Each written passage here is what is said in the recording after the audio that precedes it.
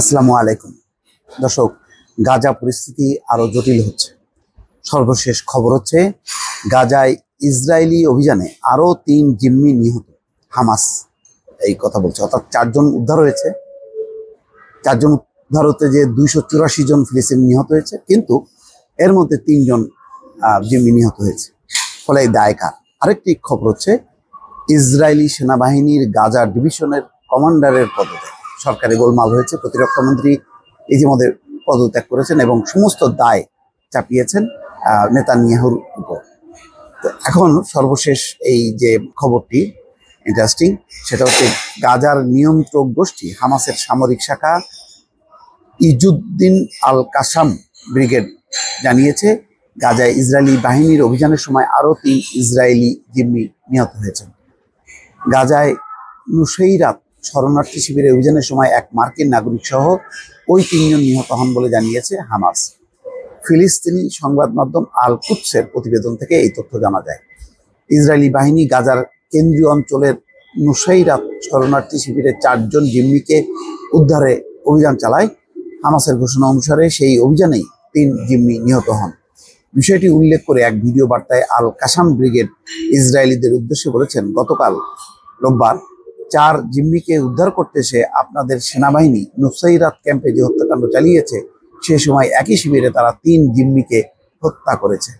নিহতদের মধ্যে একজন মার্কিন নাগরিকও আছে। আল কাসাম ব্রিগেড নিহত জিম্মিদের ছবি সম্প্রচার করে দেওয়া এক ভিডিওতে বলেছে, আপনাদের অর্থাৎ ইসরায়েলি সরকার অন্য জিম্মিদের বাঁচাতে অনেক জিম্মিকেই হত্যা করছে। এই সময় আল কাসাম ব্রিগেড জোর দিয়ে বলেছে, আমাদের বন্দীদের মুক্তি না দেওয়া পর্যন্ত আপনাদের জিম্মিদের মুক্তি দেওয়া হবে না। সামাজিক মাধ্যম আল কাসাম ব্রিগেড এই ভিডিও ক্যাপশনে হ্যাশট্যাগ দিয়ে বলেছে, সময় শেষ হচ্ছে। এর আগে গত শনিবার ইসরায়েলি দখলদার বাহিনী মধ্য গাজার নুসৈরাত শরণার্থী শিবিরে কেন্দ্রস্থলে 2টি পৃথক এলাকা থেকে 4 ইসরায়েলি জিম্মিকে উদ্ধারের ঘোষণা দেয়।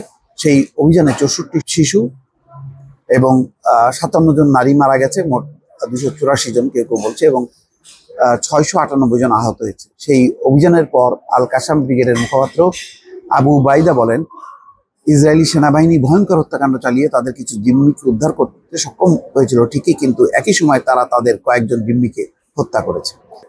এখানে আরেকটি খবর হচ্ছে ইসরায়েলি সেনাবাহিনীর গাজা ডিভিশনের কমান্ডারের পদত্যাগ। ইসরায়েলি সেনাবাহিনীর 134তম ফায়ারফক্স ডিভিশন বা লোকমুখে পরিচিত গাজা ডিভিশনের প্রধান পদত্যাগ করেছেন। গত বছরের 7 অক্টোবর ইসরায়েলে হামাসের হামলা ঠেকাতে না পারার ব্যর্থতার দায় নিয়ে পদত্যাগ করেছেন ব্রিগেডিয়ার জেনারেল আভি রোজেনফিল্ড।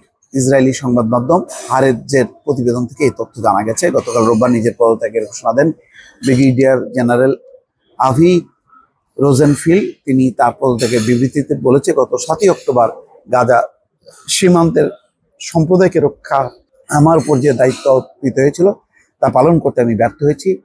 নিজ নিজ অংশের জন্য সবাই দায় নিতে হবে এবং 143তম ডিভিশনের প্রধান হিসেবে আমি আমার দায় নিচ্ছি। জটিল হচ্ছে, ক্রমেই জটিল হচ্ছে। এটা শেষ পর্যন্ত মানে কোনো শান্তি প্রস্তাব বাইডেনের সেটি কার্যকর হবে নাকি যুদ্ধ করতে করতে সব শেষ হবে বোঝা যাচ্ছে না। দর্শক, ভালো থাকবেন। আল্লাহ হাফেজ।